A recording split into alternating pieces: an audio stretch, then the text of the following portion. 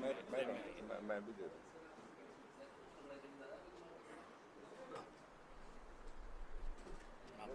बिल्कुल ऐसे ही ऑर्गेनाइजेशन का আজ যখন গোটা দেশে মানুষের ওপরে ধর্ম নিয়ে অত্যাচার হচ্ছে, আমার কাছে মনে হয়েছিল আমরা যখন বাংলায় বাস করি, বাংলার যে গভর্নমেন্ট বর্তমানে আছে টিএমসি,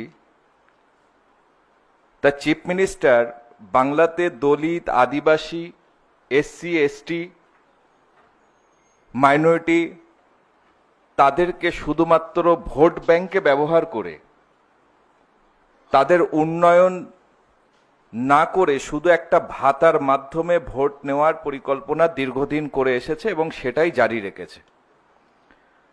বাংলায় যখন চাকরিহারারা রাস্তায় শুয়ে থাকে, একটা শিক্ষক, আপনারা নিশ্চয়ই মিডিয়া পার্সন দেখেছেন যে নগ্ন অবস্থায়, অর্ধনগ্ন অবস্থায় কালকে শিক্ষা দপ্তরে বিকাশ ভবনে গিয়ে তারা আন্দোলন করছে।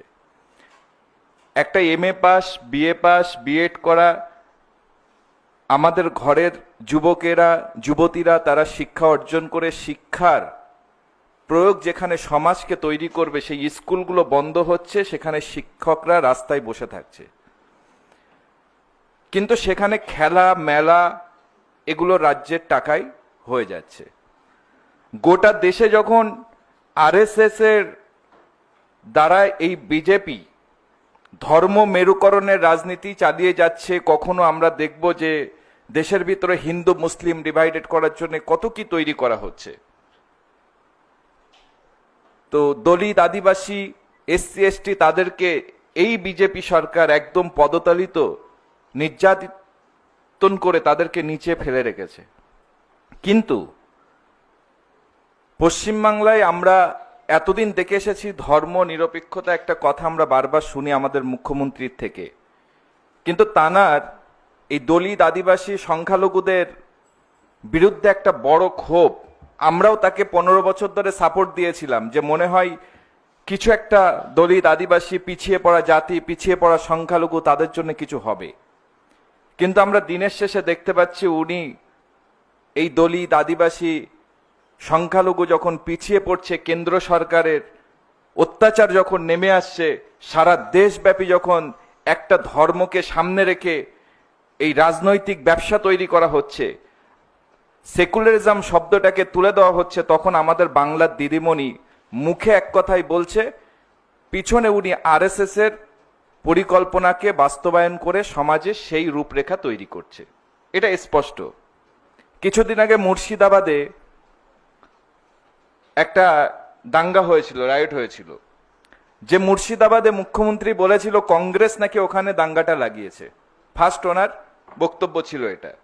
পরবর্তীতে দেখা গেল যে তদন্ত কমিটি বলছে দাঙ্গাটা তৃণমূল বাদিয়েছে। কেন? যদি পশ্চিমবাংলার ধর্ম মেরুকরণ দেখানো যায় যে বিজেপি মুসলমান মারছে, মুসলমান হিন্দু মারছে, তাহলে ভোটটা করতে সুবিধা হবে, সংখ্যালঘুদের ভোটটা ধরে রাখা যাবে, মাইনরিটিদেরকে ক্যাপচার করে আমাকে ক্ষমতায় থাকতে হবে। পশ্চিমবাংলার একটা রূপরেখা মুখ্যমন্ত্রী তৈরি করেছে।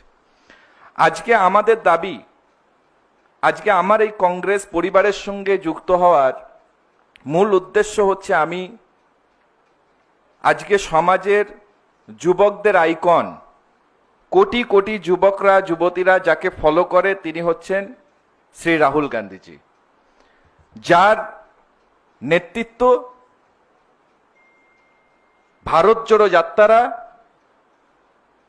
কাশ্মীরে ক্ষতিগ্রস্ত দুঃখী মানুষের পাশে দাঁড়ানো। এটুকুই বলতে চাই যে পশ্চিম বাংলার আজকের যে রাজনৈতিক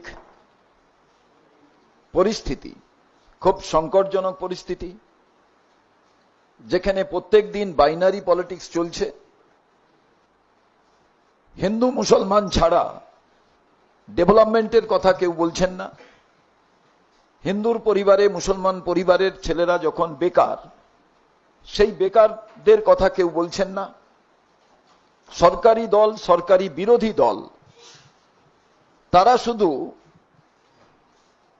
2026 নির্বাচনকে সামনে রেখে হিন্দু মুসলমান করতেই ব্যস্ত। তারা শিক্ষা, স্বাস্থ্য, খাদ্য, চরম বেকারি এসবের ব্যাপারে আলোকপাত করছেন না। এই সময় আপনারা জানেন যে বসিরহাট, উত্তর 24 পরগনা, ওখানে এই যুবক এক ঐতিহাসিক পরিবার, যাদের সঙ্গে গান্ধী পরিবার, ভারতবর্ষের স্বাধীনতা আন্দোলন সমস্ত কিছু যুক্ত আছে,